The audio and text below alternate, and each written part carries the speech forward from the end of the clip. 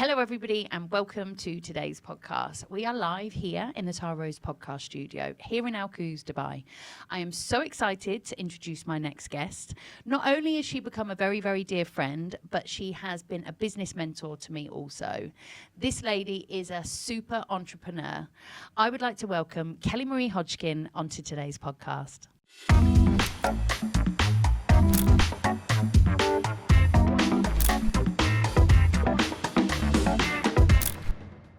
Well, Kelly, welcome. Thank you. I am over the moon that you're here today. I think we've been trying to plan this for at least 6 months.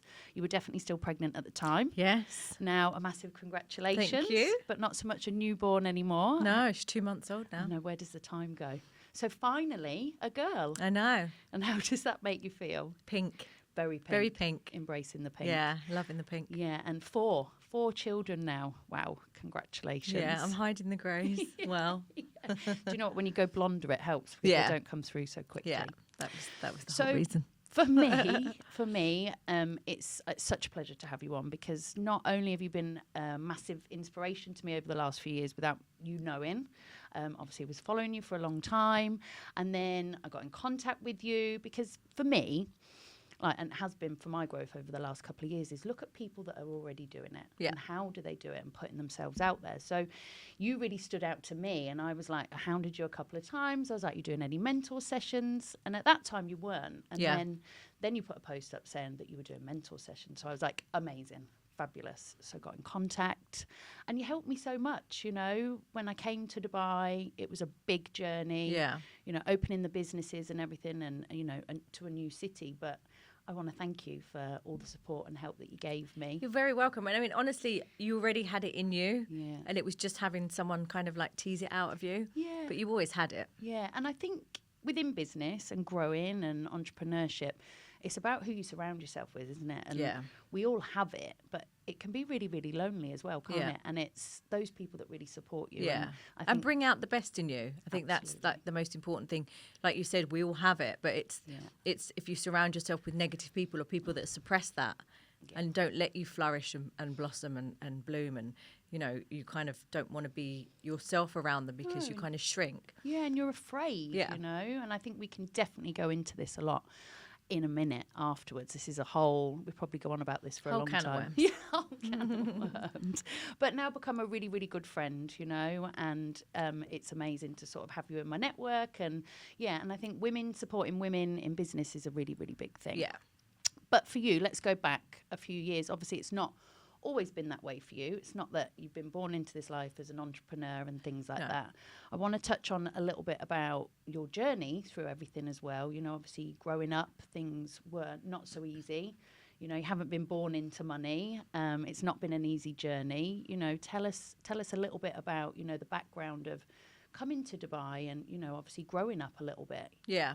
I mean, I was very fortunate. Like I tell my story that I was adopted at a very young age, and battling with rejection and the feeling of not being wanted and not being loved it's carried through to my adult life. Yeah, it's really tough, but I was very lucky that I was adopted at a very young age by an amazing family. Yeah. So it could have gone completely the opposite way. I could have been very unlucky, but it was a tough start. Mm-hmm. Being given away as a baby, and then.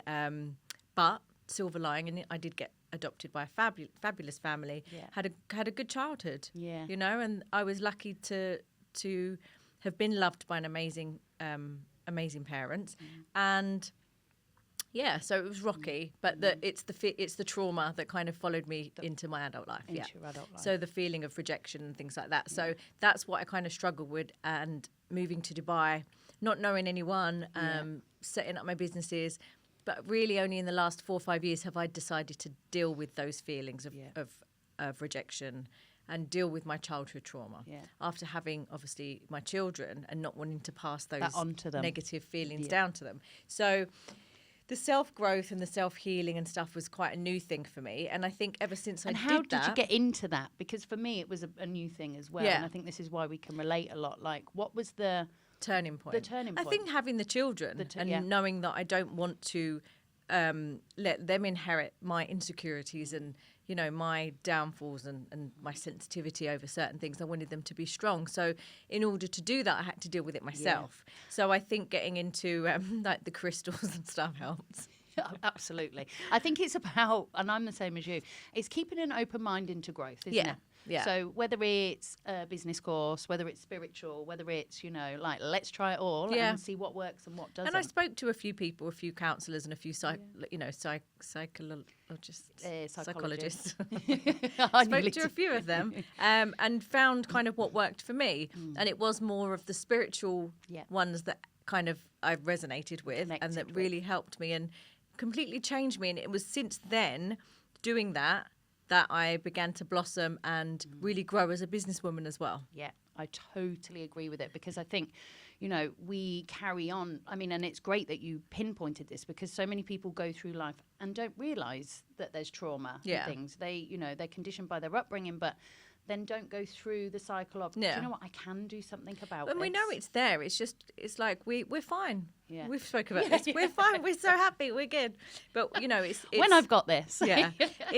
It's harder to acknowledge that, you know, maybe you're not fine and what dealing with the trauma might bring up. That's scary. Yeah. You know, like, what have you suppressed for so long that, you know, opening that can of worms, that what's it going to unravel? I know. And I think as a mum, as a business owner, as a wife and all of those things, we're the people that has to keep it together. Yeah. You know, and when we crack, everything cracks, you know. And I think for me, especially over the last few months, opening a new business, cash flow, all of those things that would come over with opening a new business, I struggled. Yeah. I really struggled a lot. I come across as I am a positive person, but life gets in the way, you know, no matter how much work you do on yourself, no matter how much you keep investing back into yourself, life still happens, you know. And I think when we go down, you know, it's very sort of apparent to everybody else, you know. And I think, you know, husbands and everything, they expect us to be there. They oh my God, what's wrong with you? Are you okay? No, it's you. So, been in Dubai how long? 17 years now. Yeah, wow. Goes so quick, doesn't it? So quick, yeah. Yeah. And you came out as... I got offered a job as a PA, and I came out to work for a guy who was opening a real estate company at the time. He owned my property in Glasgow, where I was living at the time, and he was setting up in Dubai, and he needed a PA. Amazing. So off you went. Off I went. And much money in your pocket at the time? £1,000. Well, that's pretty good. I came over with 200. £1,000. That was my first salary from this guy that I never actually started work for. Oh, you didn't? No, because obviously he's come here and he's like, right, let's set up a business, and he didn't realise how long it actually could take. So it took took over a month, and he was like, can you pop back to Glasgow and then I'll call you when we're ready? Yeah, and you're like, no, I'm not leaving now. No. I'm not going back. And I've sold everything. And I think for me, the moment I got here, I was like, wow, I'm never going home. Yeah. I don't know how I'm going to make this work, but I'm going to make it work. Yeah. You know, and there's been a few different career changes throughout the way, but yeah, going home was never an option. Yeah. So I think once you've got that, it's one of these places that it is the most amazing place, you know, and people see, you know, coming from the UK, wow, I want to be in Dubai. Yeah. You know, I'm going to be rich. I'm going to have this. I'm going to have this. But it's really hard. Yeah. It's a very hard place to crack as well, isn't it? And it doesn't get handed to you on a plate. I think that's what people don't realise. They're like, oh, you're so lucky. You've got a great life. Yeah, but I worked really hard for it. Really hard. And I think it's the sleepless nights, the pushing outside the boundaries, the extra business deals, the looking for it, you know, the hustle that people don't see. So how long have you had your own businesses now? So I started my own modelling and events agency about 16 years ago, 16 years ago. Amazing. And now you've got so many amazing businesses. And now I've got my 4 businesses and my 4 kids. One business for each. It's amazing. And I think the other thing as well is what people don't see is, and I know we do a lot of this as a couple, is like the money that you earn and then the money, what you do with that money. Do you know what I mean? So many people just spend it, but it's, you know, then what do you do with that business? You know, we create businesses, but businesses are created to create income to invest into other things, you know, and I know that you guys as a couple and as a family, you get into a lot of that as well. You know, it's like, what can we do now with this money, you know, because you're forever educating yourselves on knowing that, you know, we've got this, but if we utilise this and this, we can create more. We can grow, yeah. Yeah, we can grow more. So how you met your husband here? I did, yeah. Yeah, and you've got a few friends that have been your long-term friends as well, haven't you? Yeah, I've got a lovely circle of girlfriends that I've had for years now. Yeah. Because, I mean, we've spoke about this. Dubai is such a Gemini place, I call it, because it's just so two-faced. Yeah. Absolutely. And I think there's two sides of Dubai. Yeah.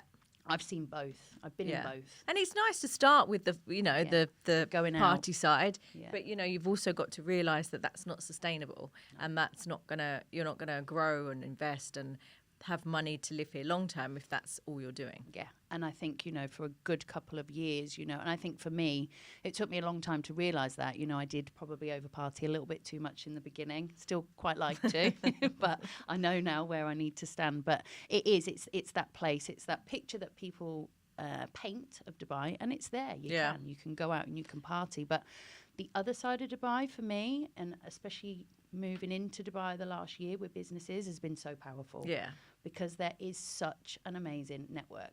And there's so many opportunities as well here. And I think once you start and you delve into it all, and it's endless. Yeah, and your network becomes so powerful. Like if I ask you for anything, you're like, sure, yeah, I've got this, or you ask somebody else. Like I find it's something very unique. It's a small place and you can get to anybody really, really quickly. Somebody knows somebody. Yeah, but like you're saying, it's so powerful. It's so valuable. Absolutely. Yeah. Because everybody's on that journey, and most people that have come here have started sort of from the ground up. Obviously, you've got people with money already, but a lot of my network are people that have grown hustled here, and grown here. Yeah.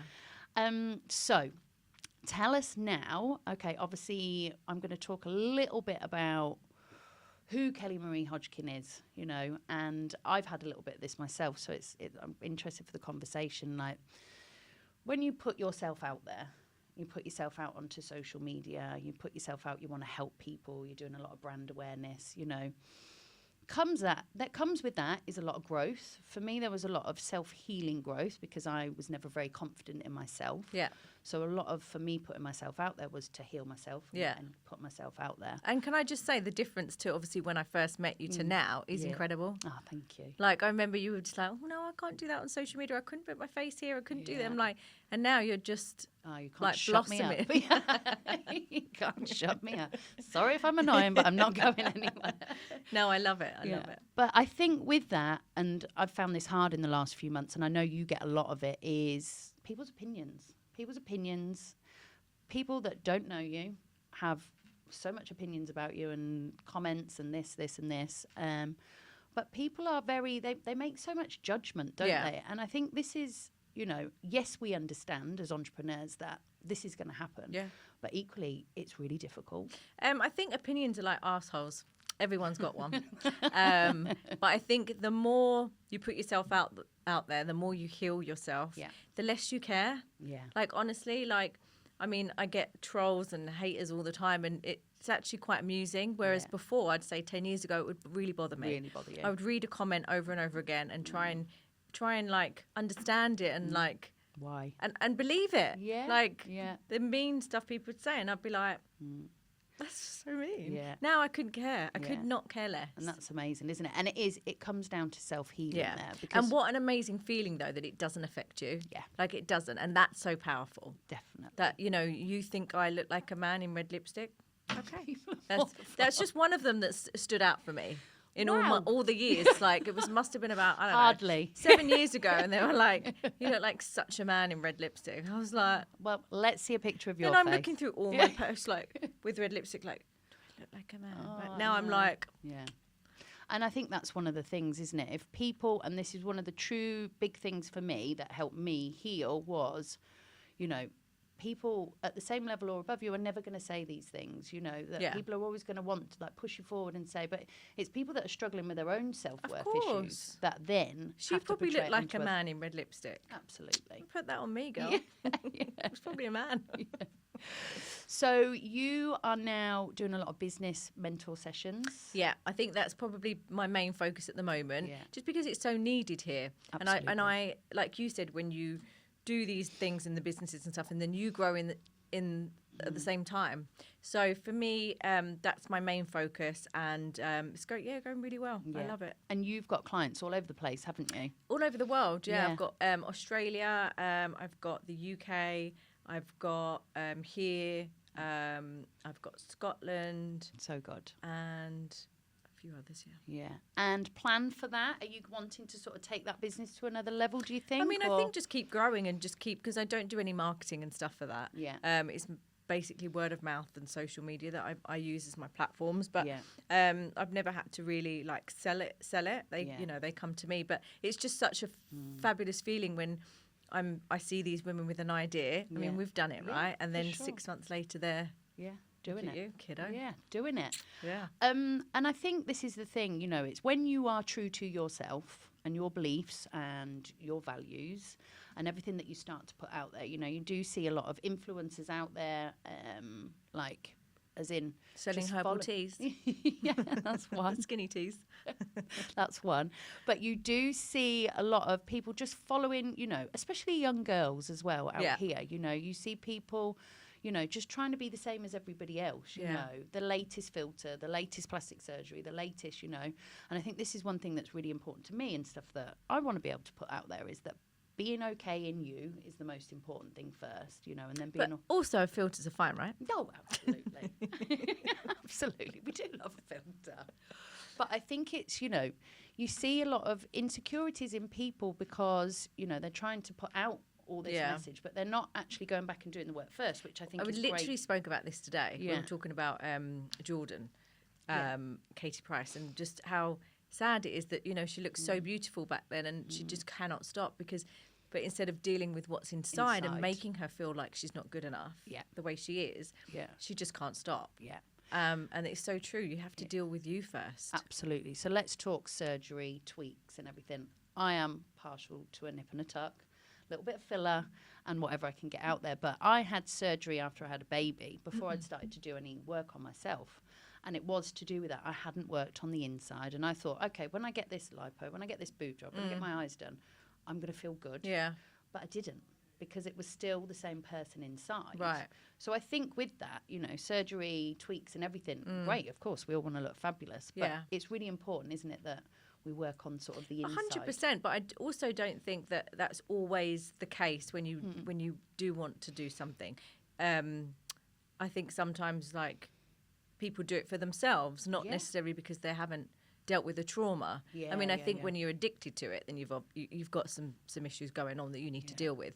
But now and again, just because we're getting old, we need some help. I'm going to be 41 this year. Oh, I'm still in my 30s. Yeah, you're lucky. Forever. So give me a run of a day-to-day, how you run your house with all those children, keep you cool, husband, business, what does a typical day in the life look like? I mean, I don't really keep my cool. Today was a great day. So you get up. I know it's choose your wins, isn't it? Yeah. Count your wins. Get up, always train. So train at least 4 times a week for my own mental health, if anything else.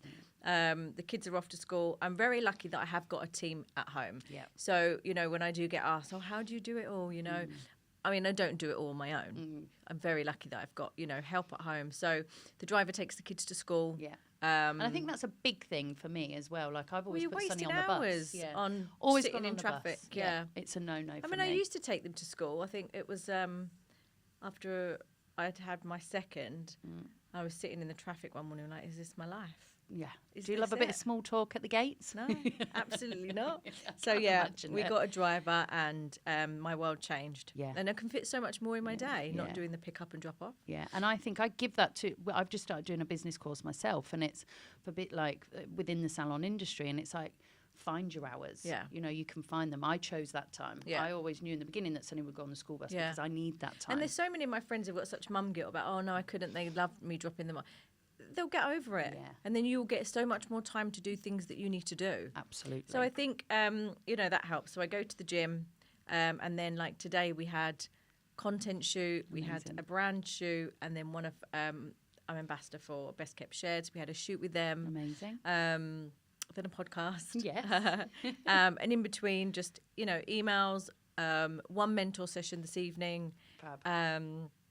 And then hostess work kind of as we go along. I've got like 4 inquiries for this week. Yeah, that's really good. And then I usually like to be finished by around 4. Yeah.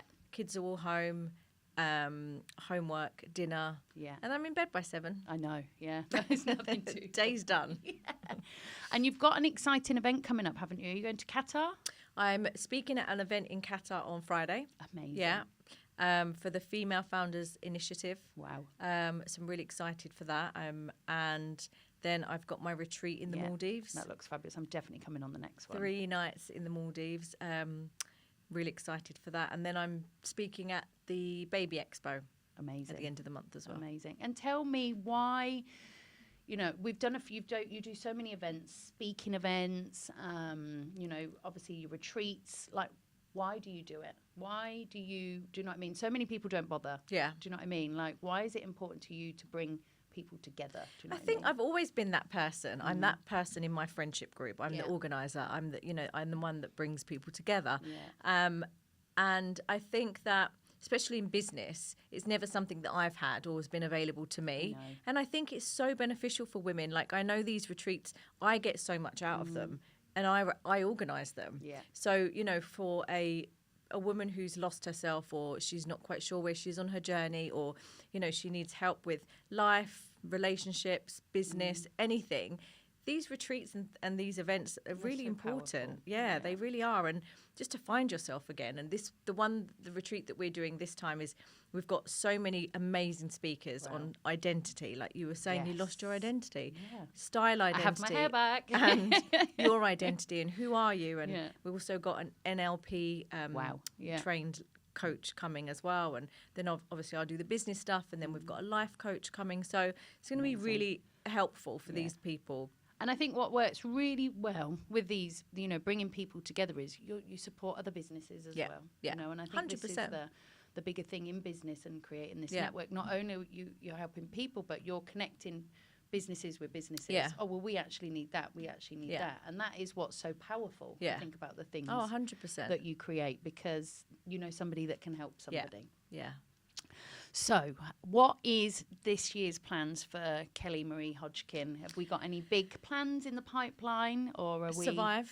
I know, and I think this one thing. I think we've had a few chats over the last few months. I think last year was pushing, isn't it? And I think over the last few months for me, I've really sort of changed my outlook on what I think success is. Like, and it's not to be rushed either. I think, you know, with a lot of things that we did for you, like you always just, what's next, like what can I do now? And instead of, you know, sitting back and seeing, how far you've come, and sitting back and enjoying what you've done. And I mean, what you've created is incredible. Yeah. But have you ever sat back and been like, this is amazing? And I think only through pure breakdown have I realised that it's not sustainable. Yeah. But I'm the same as you. I'm like, okay, right, what's next? What we're doing now? Like what? Instead of sitting back and being like, this is enough for now. Yeah, just enjoy. Yeah. Enjoy. So I think, this year for me is definitely about just not rushing it. Yeah. And I think this is one of my things is like, and I've always been this way, is if I'm not seen to be doing this, what are people going to think? Yeah, yeah. Like, I'm the same, like, oh, shit, I haven't posted on Instagram for 3 days. People are going to think I'm lazy. That's it. So it is really, for me now, it's about working on that side of me as well. And it's priorities as well. I think it's what I'm going to be doing this year is going to be focusing on what you've done and kind of growing on that. So like, obviously I did my Kelly Marie Hodgkin planner, which was a huge success. Amazing. So I'm going to make some tweaks for this year's one to bring out in September, and maybe do some more kind of like business type of stationery stuff. Nice. But other than that, just grow the businesses I've got instead of like diving into something else. Oh, that's what I'm very guilty of. And how important is it to be passionate? Like, so for somebody starting out a business now, has an idea, how important is it to be really, really passionate about what you do? I mean, it's key. It's 100% key, because I have got a couple of mentor clients at the moment where they're just not quite sure what it is that they want to do. Yeah.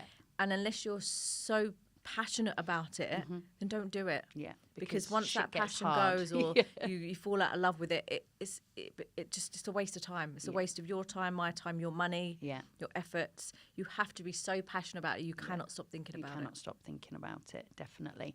And the people that you're mentoring at the moment, different type, is it startups? Is it different types of businesses? Men and women. Amazing. And all for all different journeys. So they've got an idea, or they've got a business and they're just, what to do next, or, they're in the middle of their business and they've lost their mojo a bit and they're kind of like, do I give up, or, how do I increase revenue, increase sales, increase customers, just help on things like that. Do you know what I love about you? You're a straight talker as well. Do you know what I mean? You're not like, do you know what I mean?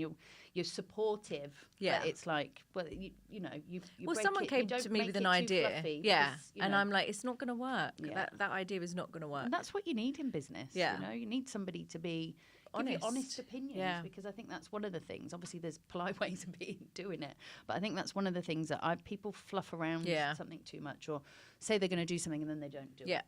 Whereas what I liked about working with you is you work at a fast pace, but you were one of my best clients because you're coming back. Yeah. We had a session, we had a to-do list. You did your to-do list. Yeah. Where people, they'll be like, oh, I didn't get any of that done. Yeah, no. But then you're wasting your money. Yeah, absolutely. Not wasting my time. I'm getting paid, but you're wasting your time. Yeah. And I think, I want to come. I'm definitely going to come back because I've got some, obviously taking it a little bit slower at the minute. Yeah. But I've got some big plans as well. And we need to do what we discussed. Yes, that I would haven't be seen them on amazing. your shelves. I know. Well, it's on the list. Cash flow. You don't like that one. I know, hate it. And I think it's one of those things, like, people see all these salons, they see all these businesses that you must be rolling in it. Like, do you know what? I honestly, over the last few months, have never been so broke in all my life. Yeah. Because it's me that fronts all of this, Of you know. course, It's not a never-ending pot of money. No. So, cash flow is getting back there. So, plans are starting to fall back in. But absolutely. And I think, yes, going to need your help with that again, for sure. Right, we are going to finish with a quick fire. Okay. Quick fire question round. Okay, so quick fire question round. Question number 1, what is one thing that you always have in your fridge? Milk. Oh, that's good. Okay. If you could teach people one thing, what would it be? Patience. Ooh, good one. And then so you're not very quick at the quick fire questions. No, I know. I've got about 10 here. I'm just trying to change. You've got to answer quick. Okay, so if you were stuck on a desert island, what are 3 things you would take? Oh shit! I've got more than 3 children. You got to choose 3. My phone. Yeah. My ring light. And my concealer. Okay, on a Dubai night out, what would be if you could choose one, Killer Heels or a statement clutch? Ooh, Killer Heels. Oh, always. You always look good in the Killer Heels. I'm always off over. Okay, and then just last one. Share us one hilarious parenting moment that really did question your sanity. I mean, I think it's the classic. It's when you get either puked in the mouth, which was hilarious. So I held up. It was actually Tommy. I have a sick phobia because of that. And we were laughing, and then there was puke in my mouth. Oh, my goodness. That made me question my existence. Absolutely. Sick phobia for life. Anyway, Kelly, thank you so much. You're welcome. Thanks for having me. I love spending time with you. And it's very, very true. When you meet people that have the same energy and it really does lift you up. So thank you for everything. You're welcome. Thank you.